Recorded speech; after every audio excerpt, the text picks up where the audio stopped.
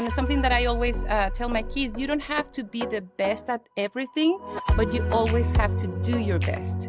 So like, they don't have to be like the best player at soccer. Like, it's okay if you don't get an A in math, but you're going to push through, you're going to study, you're going to do your best, because that's what we do. I mean, and men work hard. So for me, it's one of the challenges, because everybody everywhere cuddles kids nowadays. And, I think that, for raising a boys, in this society, that's a big challenge.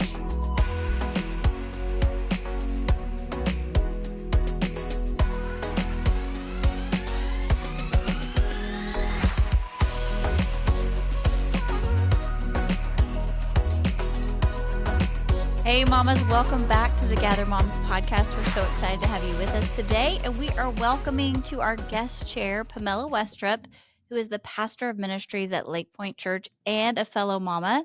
She actually works with us on our Gather Moms Right Now media videos. And so we absolutely adore her. Pamela, we're so excited to have you with us on the podcast. Thank you for having me. I'm so excited. Thank you. Appreciate it. Hey, Pamela, what's your last name? Well, that's tricky because Did I get it wrong? my maiden name, my legal name is Westrup, because in Mexico, we don't change our last names after our husbands. But I use the Baltazar, my husband's last name, because I want them to know that we're married. But like, that's not my legal name, actually. But everybody knows me as Pamela Baltazar. But I'm Westrup. My legal name is Westrup. Yeah. See, I got it right. Okay, yes, I'm so you sorry. got it right. Okay, wait a minute, though. But you got married in Mexico. Yeah. But when you move to the States, they don't want you to put on your driver's license like the Baltazar? I guess I could, but I would have to change passports, like green cards, like, driver's license documents in Mexico. I'm like, it's too much work. Oh my goodness. I had no idea. That's fascinating. Okay, that is fascinating. But also, can you help clarify for us? Because I feel like in Mexican culture, your maiden name becomes your middle name, right? No, we have two last names. We have our name, it's Pamela, and then we have our last names. Both our parent, the dad goes first and the mom goes second. So I have two last names, actually. My name is Pamela Westrup Gallardo. So we have both last names, mom and dad. Okay. But we don't change our last name when we get married at all, So in anything. interesting. Mm-hmm. Wait a minute. Yeah. But your sister, okay, but your sister, does she not have a middle name?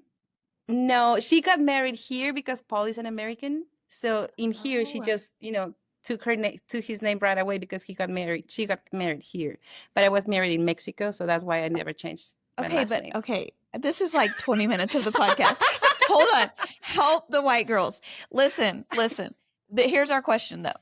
But you just listed off two last names that are yours, and neither of them were Baltazar. Yeah, because that's her dad's last name and her mom's last name. Yeah, the Westrup is my dad's last name, and Gallardo is my mom's last name. We use both last names, but we don't. I mean, I could have a middle name, but that's extra. Like, we have a name or two names, whatever names you want to have, and two last names. And Baltazar legally doesn't exist in Mexico. How does Daniel feel about this? I mean, he's Mexican. For him, it's normal. For me, it's weird that you take your husband's last name, because then I'm confused. Like, are you brother and sister? Like, who's the son? Who's the daughter? Like, I don't know. I think for me, it's kind of weird, to take your husband's last name. I mean, it's fine. It's a tradition. But for us, it's normal to have different last names. But here I started using the Baltazar because we wanted people to know that we're married. Right. But now everybody knows me as Pamela Baltazar, but like, that's not my last name. Listen, Yeah, I'm fascinating. I'm just imagining like teenage girls in Mexico that like a boy, and you would like write your first name with their last name. They're not doing that. No, they're writing their first name with their normal last name. Yeah. Mm-hmm. And like, socially, we call somebody, like, for example, Pamela Westrup de Baltazar, like Pamela Westrup of Baltazar, but like as a social way to say that you're married, but not like that legally is your name, So we use that like just a polite way to say that you are married, but you still use your last name of your husband's last name. Yes. Anyway, yeah, we do things differently. I love But this. it was too much like work I to have change been... everything. It was too much work. So we were Yes, like, girl. let's leave it like that.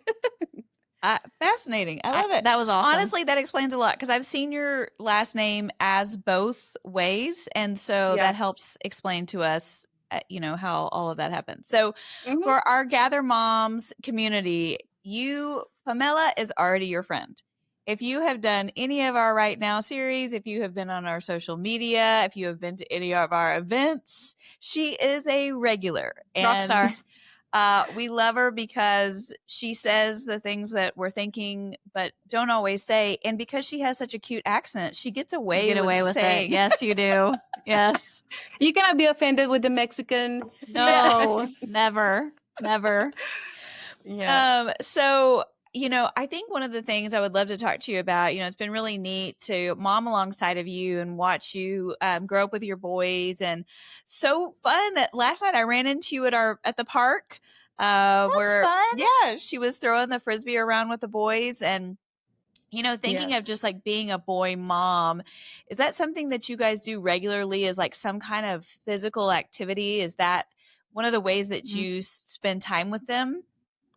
Absolutely. We have two boys and they're very active, 10 and 8. But like if we have them in the house like all the time, like it gets crazy. Like they just start destroying things. We need to get them out, like Mhm. we have a trampoline at home, but that gets old really fast. So like we try to go and ride bikes. I don't ride a bike, but I walk around while they ride bikes. Or like play like with the frisbee, like soccer ball. Like we tried to play pickleball last night, but they were the courts were full. So we always try to do physical Pickleball. Did you activity say to get pickleball? them. It sounded like Pickleball. peekaboo, Yeah. Sounded like didn't it? peekaboo. Yeah. Oh no, Pickleball. pickleball. We Yes. used to do that when they were little, but Yes. Yes. so just some sort of physical activity because they have so much energy and it can get ugly if we don't, help them get it out. Mm-hmm. Yes.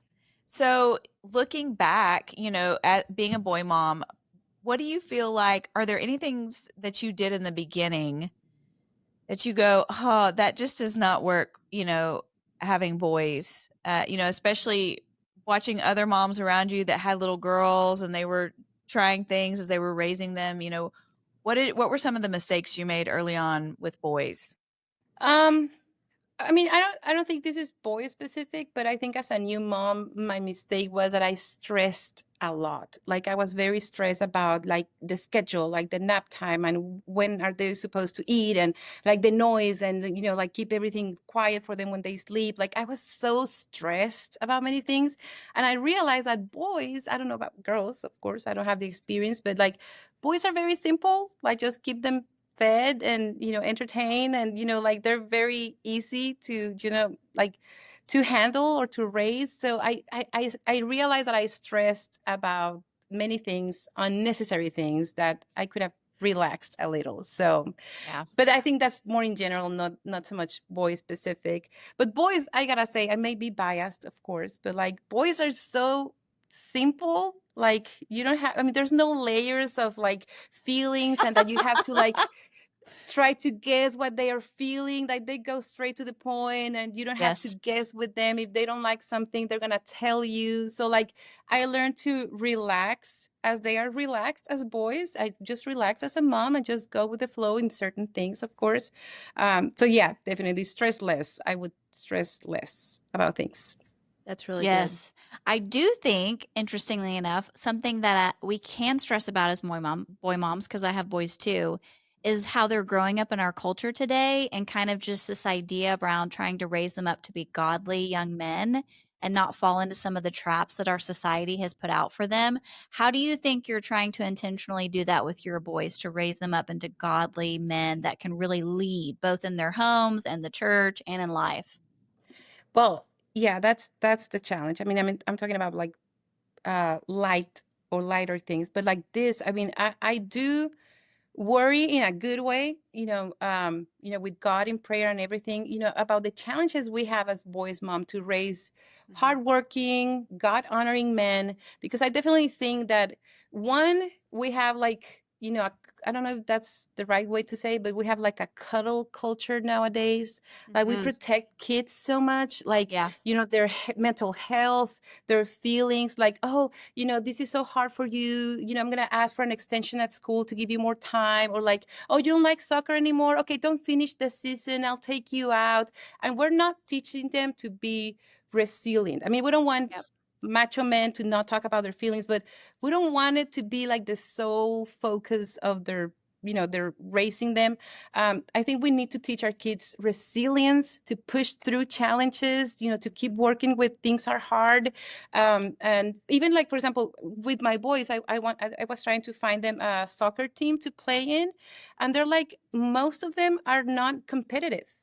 Like every kid gets a trophy at the end of the season You're because like, we I don't don't want want to. my kid to get a trophy if he didn't earn it, people. Yeah, exactly. Like, because we don't want any kid to feel bad. We cannot send invitations to school unless it's for everybody in the classroom because, oh, they're Mhm. going to feel left out. And I'm like, for men specifically, what kind of men are we bringing up if we're saying, like, if it gets hard, there's a way to get out of it. Mhm. And we don't, for example, with our boys, we're very intentional. Like, okay, it's hard, soccer is getting hard or math is getting hard or whatever it is. Well, we're gonna push through. And it's something that I always tell my kids: you don't have to be the best at everything, but you always have to do your best. So like, they don't Excellent. have to be like the best player at soccer. Like, it's okay if you don't get an A in math, but you're gonna push through. You're gonna study. You're gonna do your best because that's what we do. I mean, and men work hard.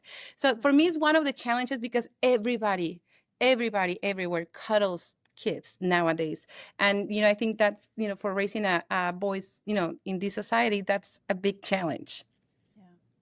Yeah, I think it is what you talked about too, that combination of tough and tender. Mhm. Yeah, We don't want to go too far on either side. It yeah, can't be all tough because then they don't have any emotional relational skills, yeah, and it can't be all tender because then there's no grit or resilience. And yeah, so trying to raise them with the balance of tough and tender is definitely a challenge. I only have one boy, and we do put a lot of expectations on him Mhm. for how he treats his sisters. And we started saying to him kind of at an early age that just helping him know that the way he treats them is the way that they're going to allow other men to treat them. mm, And so, it's very important that he treat them with honor and respect. Mhm. And from the beginning, he's the oldest boy, so he has a lot of those oldest child Yeah. tendencies, mm-hmm. and sometimes can fall into the trap of wanting to control them or boss them around, right? There's Yeah, always one of those in the family that wants to boss everybody around. yeah, And so we pretty early on had to give him some language for that and said, that brother means protector, encourager, friend. And just to yeah, help him see through that lens, this is what you're here for. You're the protector. And so you're watching out. Is there any danger coming toward your sisters? Is there anybody coming toward them that's, could harm them when you're out in a space, you're watching out for them? And then encourager, that he's their biggest cheerleader, not yeah, critical, not being critical of them, but Yeah. encouraging them, and then friend. And what does that look yeah, like to come along and be their friend? And so um, but it's a very tricky thing, and I think especially with sisters because they can kind of annoy him and they Yeah. leave their stuff in the bathroom, and you know. But yeah. there is something to raising the bar for our boys and setting high expectations so that they will raise up to that level. Agreed. Yeah, and we don't have girls, but my husband is very intentional to, like, we're the protectors of the house. Like, even with bugs or something, to killing bugs or like fixing things around the house, or like, whenever he travels, my husband travels or something, you are the man of the house and you're gonna help your mom and you're gonna protect your mom and you're gonna take care of her. Like, and he's raising them to be gentlemen. So like in my house, like if I'm, carrying a laundry basket or something, oh, go help mom, open the door for mom, like, helping them to raise to see themselves as the men of the house and protectors of the house. And like you say, is that tenderness and care, but also like the toughness and the resilience and the grit that it takes to be a real man, right? Yeah, So, I agree. but another thing that I think is I've seen as a challenge lately is that I think men are growing today, or young men are growing like in a disadvantage right now, because like I think, of course, women have been mistreated and undermined like for years, right? Or every, always. But I think we have overcompensated as society because we're always like empower women and lift up women and give opportunities to women, that we have forgotten about men, and we don't focus so much on encouraging men and lifting up men. And if you see, even on TV, I always, sometimes I get like so embarrassed because in TV series and movies, they always portray men as stupid and they don't know what to do and they're so dumb and they need the woman to tell them what to do, or like they're like weak, or they're not providers. So like there's always this, I think, a lot of pushing down men, making Yes. fun of men. And for example, even like you mentioned it a little bit ago, but earlier, for example, when I see my boys like playing in a party and we see like bossy girls and wanting them to boss them around, like, oh, you go and sit over there, no, you're gonna play like that, and and my kids are like all intimidated, and we see that in a society, say, oh, she's a natural leader, you go girl, she's so sassy, and we celebrate the sassiness of girls. But like, if you would see that, a boy doing that to a girl, is like, oh, that's so toxic, he's mistreating them, like he's not respecting them. But why do we celebrate it the other way around? So I think there's a disadvantage, and it's a challenge for as moms, that we're raising boys, that we want them to know that you're supposed to be the leader, you're supposed to be a servant leader, of course, but like don't be afraid of your masculinity, of your like the leadership that God has given you, and embrace that, because we want them to be the future leaders of their families, of our churches, of society. But they're growing in this environment that sees that as toxic and try to push that down. So I don't know if I'm making sense at all, but that's No, I think one of so. the things that I see as a challenge. Yeah. I think in different parts of the country and different parts of the world, we see that in greater and lesser places. Because I do think for those that are, raising our sons in Christian homes, I definitely want my boys to be leaders. I want them to be able to make decisions, to stand behind their decisions. I think we're taught in the church, that our husband is the leader of our house and he's supposed to be the one that carries the responsibility on his shoulders for our family. And if we don't ever allow our boys to feel that responsibility growing up, how are they going to be able to do that one day when they have a family of their own? So I agree, Yeah. we have to be giving them opportunities to actually carry some of those burdens now alongside us as we help them, but raise them up to be strong men. I love that, Pamela. I really do.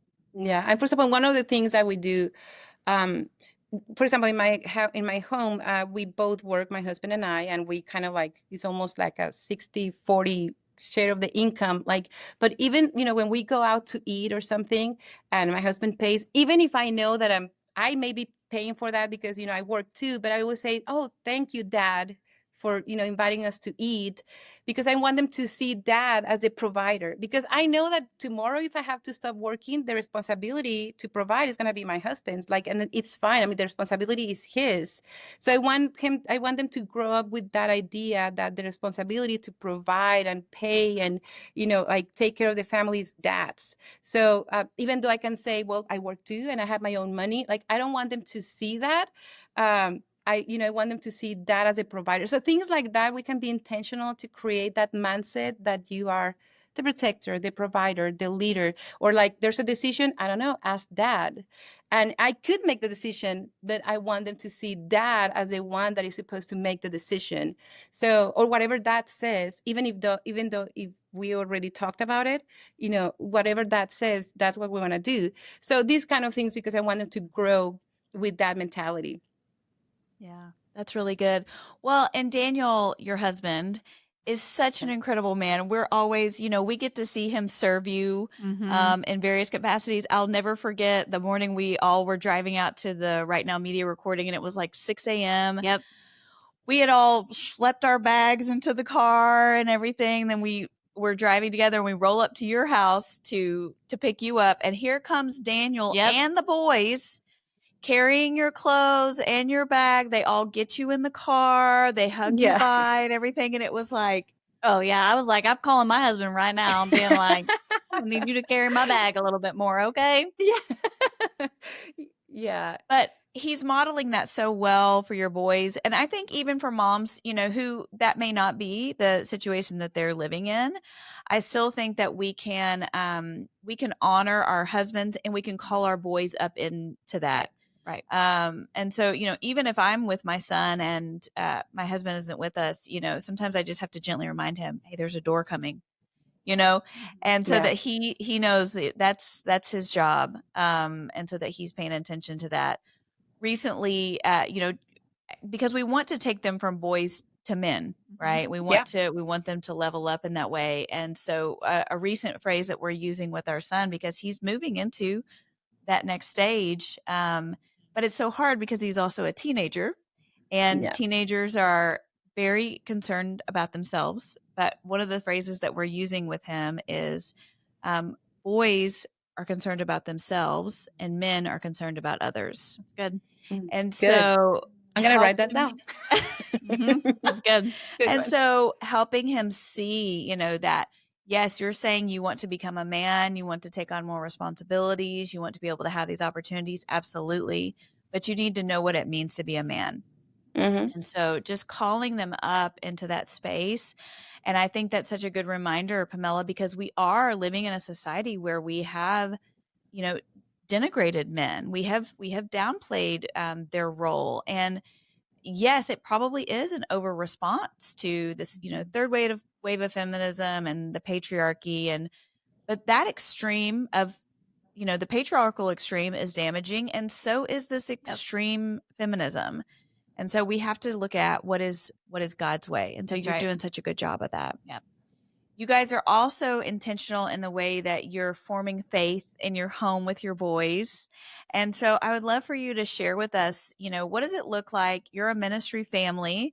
And so that may play into kind of how you're doing some of those things, but also, what are some rhythms or practices you have in place to help pass faith along in your home? Well, I don't want to, paint a picture like we're perfect or anything, but like we try like every night to read the word together. We have several Bibles or devotionals, or, we try different things according to their age because they're still on the younger side. But we read the Bible together almost every day, and we pray together. My husband, before bedtime, he says the blessing over them, Numbers 6:24-26, and we pray with them in bed and everything. And we try to take that time. And sometimes, not all the time, but sometimes, whatever we read in the Bible, we ask questions, and we're like, okay, what did you understand about this? What did you not understand about this? And sometimes that provokes conversations deep about faith. Our oldest already accepted Christ, and he got baptized, but our youngest, he still hasn't made that decision. I don't know, he's more like chill. Like he's like, I'm thinking about it. I'm not sure about that. And he was funny because the other day we were talking about, I don't know why, that when we die, we go to heaven. But then he said, we were at the table and he said, well, I would go to hell because I haven't accepted Christ in my heart. What? And I'm like, Bro. and I was like, well, yeah, you haven't. So, I don't know why are you taking so long, but whenever you're ready, we can talk. I mean, he understands it, but he hasn't given that step. But I mean, that's another thing. We try to be faithful, like every day, constant, like, discipline to constantly talk about, the word every Sunday. What did you learn at church, etc.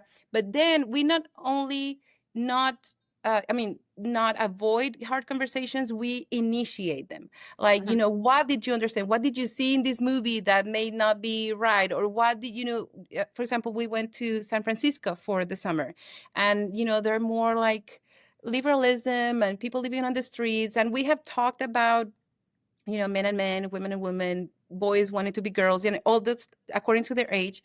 But we told them, like, you may see some things, like, and we don't want you to like be scared or try to look away, ask us if you see something, that you know that is not right. So like we're not afraid to talk about those things. And of course, according to their age, according to their level, no more information than what is needed. But we want to be the first to tell them the truth. We don't want them to hear for somebody else before we tell them the truth. So when they hear or see something else, they already know, oh, that's not the truth. My mom and dad already talked about it. So we are very proactive and try to anticipate what they need to know. So we've had many hard conversations. So we initiate them constantly, and that provokes not only deep conversations, but also for them to think, to have that reasoning and that discernment for them to get their own conclusions according to the word, because we don't want to raise kids that only, whatever you tell me, I'll accept it. No, you have to reason by yourself. You need to go to the word. You need to say, to think about what God says, and then you form your opinion if this is right or not. So I don't know if I'm talking too much, but those are the rhythms that good. we do. Also, we are a family ministry. So we try to bring them, for example, like we're doing at the movies. So we're working with popcorn and sodas and, costumes. And those are things that 10 and 8-year-old boys can do. So we bring them early with us, and we're like, okay, you set the popcorn there, you help with these boxes or whatever, to help them to serve together as a family. And we try to make the difference whenever we go to work, like 9 to 5, Monday through Thursday. We always say we go to the office. We're going to the office for them to understand that that's work. But then on Sunday, we go as a family to church. Because we don't want them to feel like on Sunday we're going to work. No, we're going to church as family to understand the difference, and not saying my dad's just, every day they're at church. No, we work at church. So anyway, those little things that we're trying to be intentional. Yeah. Well, and I think one of the things that you're basically sharing with all these stories is that your kids feel safe. Because when you can have hard conversations, when you can say, if you see something that's confusing, just ask me. When you're not always trying to it feels like, like you shelter your kids, like, don't look. But honestly, they're going to face that at some point in their life. So basically you're saying, I am your safe place. When you have a question or you're confused, there's no bad question in our house. Ask us and we'll tell you the truth. And I think that's so important for kids today, is that their home is their safe place. And they know that no matter what happens, what they see, what they feel, what they hear, they can always go back to mom and dad and ask questions. I think that's amazing. Yeah. And we try to set that foundation. And then when they start to have the confidence to come and tell us what they're thinking or doubting or whatever, we need to stay calm, because we have created that atmosphere now. And sometimes they come to us and say some things that they're feeling or question, and we're like, and my reaction is like, what? But I'm like, oh, like, okay. Yeah. I don't know if it's too personal, but like my kid the other day said, like, one girl put her hand on his leg and he felt love. And I'm like, I'm like, oh, and what do you mean by love? I mean, what did you feel? Like, very natural, I don't want to freak out. I'm like, are you too young to be feeling love when a girl touches you? Like, but just to make sure, we have to create the atmosphere for them to come with us, but then don't, retaliate or like, why are you feeling that? You're too young. You don't, we need to stay calm and have that conversation. And we were able to speak about it super naturally, like very calm. And I, said the things that I needed to say to him. And he was like, okay, whatever, and then I went to my husband, oh, he told me this. Yes. So it goes both ways. We need to be careful, because if not, we're going to shut down that trust for them to come to us. So yeah. That's good. That's really good. Maybe that was TMI. I'm sorry. No, are you kidding? I love it. I think, thank you for sharing. Yeah, absolutely. No, you're like, what's her name? Where does she live? Yeah, like what girl? Yeah. Okay, so one of the things we love about you is that you bring a little flavor to our atmospheres, because so you're part of Lake Pointe Espanol, who I adore. We all go to church at this church called Lake Pointe, and I don't know. I mean, listen, this could get me canceled. It's fine. Our American white culture can just be kind of boring, and so I gravitate toward I mean, it is. It's Agreed. just like Yep. white Yeah. bread, you know? So I gravitate Rye. Would you toward, prefer rye bread? I would prefer the salsa from my friends. Me So too. here's the thing. And this is all very generalizations and people know Yeah. my heart, but like my Lake Point Espanol friends, like we were at camp together and they were so fun. Like you walk into a room and they're like, hey, they celebrate. Anyway, Mm-hmm. I Yeah. love it. But I genuinely think there are things that we can learn from each other, right. culturally, because you grew up in the culture you grew up in. And so sometimes there are really good things, but there's sometimes things from other cultures that you miss because it just wasn't part of how you were brought up. So Pamela, you were born in Mexico. How old were you when you came to the United States? Mm. I don't know how old I was, but I've been here 13 years. So like, Okay. uh, I don't know. I don't want You to were an do math, but adult. it's She like, was an Girl, adult. don't yeah, try to do that yeah. math. I You're got good. married and I lived 4 years married in Mexico before moving here. So yeah, Okay. basically my adult life. Yeah. So I really am curious. Is there anything that like maybe Mexican families do well culturally, that you see, that maybe something that we don't do that you're like, hey, this is actually a really good thing that we do in the Mexican culture? Yeah, I definitely see.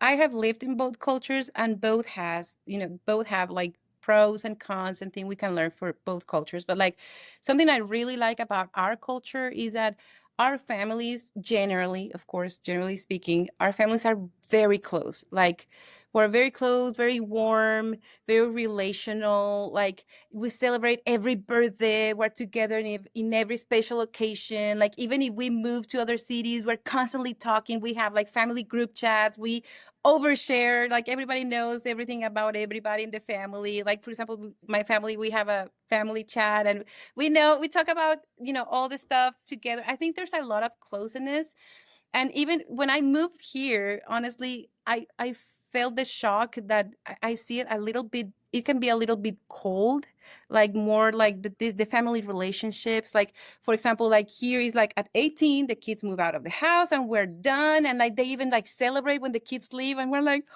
really, like we don't want our babies to leave our homes. Like we're more like warm in that sense. Or for example, like the in-laws, like, oh, I cannot keep my in-laws in my house more than a week, and we're like, oh, when they come they stay like for 2 months, like, but they're very present with their grandchildren. Like we build like a tribe, a community, in our family.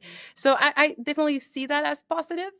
Maybe it can go too far because, for example, in that sense, like I love how the American culture, like they teach their kids to like work from very early ages, like 16 years they're like waitressing, they're working, having summer jobs, and like you're gonna have your car, but you're gonna pay for the insurance, and more responsibility. And I like that because I Okay. think in our Mexican culture we can be more like, oh no, let's stay, my baby stay home, and we have 28-year-old men living in their houses and not doing Wow. laundry, and their mom is still cooking for them. And so I can see that side that is good, but I can see the Mexican side. So we take, the best of both cultures and try to put that together.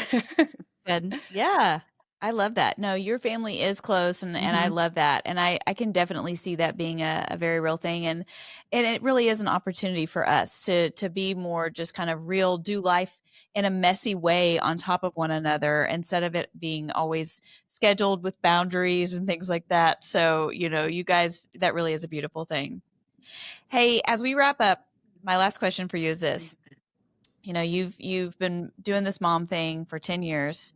And if you had to start all over again, if you could go back and you could talk to Pamela as, with a newborn, what would you tell her to help her do the mom thing well? Like, what do you wish you would have known starting out?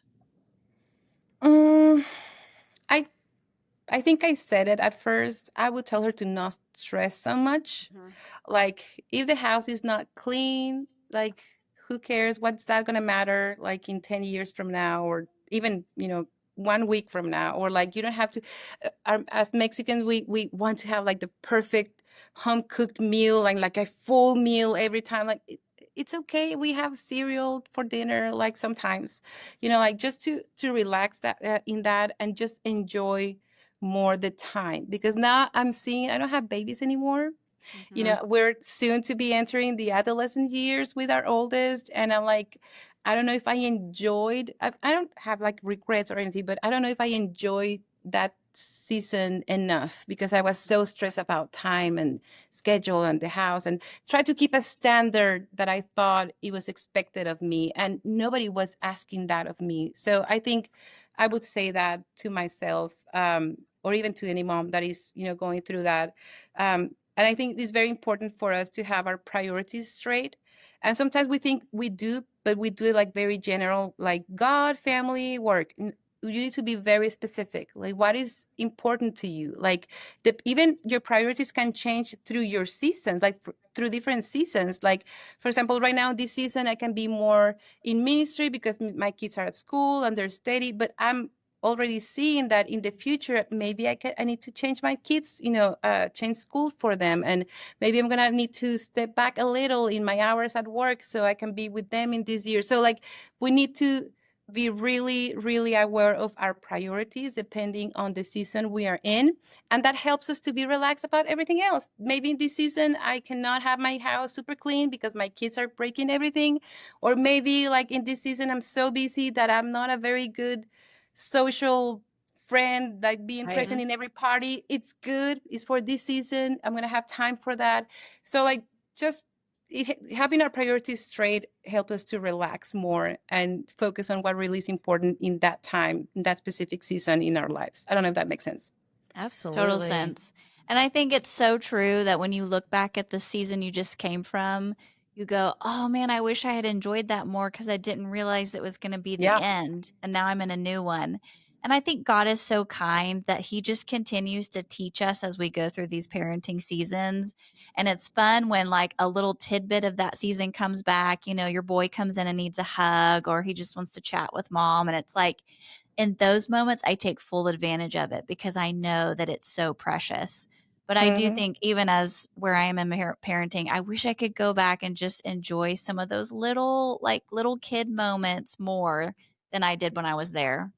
Yeah, definitely. Like, for example, right now we're in the season, they go to bed by themselves and, everything, but they, come back like 5, 6 times, they want water, the light, whatever. And I can get irritated because I'm like, okay, I already put you in bed. Like, you need to go to bed. But then I always try to remind myself, because I've learned that from different seasons, like, this is not going to last forever. There's going to be a time that even I'm going to be in bed before them, maybe. So, like, let me enjoy that. They want me there. They want me to pray again, because there's always, can you pray again? But I don't have bad dreams. And I'm like, I already prayed twice. But okay, they want me to praise again. Like, there may be times that they're not going to ask me to pray again. So like, I try to enjoy that. So I've learned to relax more because, to understand the season that I am in. Yeah. So yeah, I wish I would have done that since the beginning. So no, good. that's good, because I had I was lamenting to a man I really admire that I get to work with it. And I said, I'm just so exhausted from driving the kids around. I just spend all the time in the car, driving them to this, driving them to that. And he looked at me and he said, Kate, you are going to long to have those days back. When they start driving on their own and you don't get to have them in the car, you are going to wish you had this time back. So savor it. And it was really a check for me to go, you know what? That is absolutely right. Yeah. And it changed my mindset so much of like, instead of lamenting that I spend all this time in the car, it's like, actually, no, this is an opportunity that I'm not going to have forever. Yeah. And so it really is a gift. And I needed it, because you do get a little tired of being in the car. Yes. And you do get tired of putting them back to bed. 5 times when you're already tired, Yeah. So yeah, for sure. Definitely. Pamela, we love you. I love you too. You're a Gather Mom's mom. And Yes. I can't believe this is the first time that we've had you on the podcast, but it won't be the last. I know our moms love you, and we're so thankful that you spent this time with us. Oh, thank you for having me. I always enjoy the time with you, and I learned so much, from you. Like you said, the thing about the car, I'm like, most of our conversations happen in the car, like kind of like click. Okay, so yeah, I always learn so much about you guys. I appreciate it. Thank you so much. All right, we love you. And moms, we love you, and we'll see you next time. Bye, moms.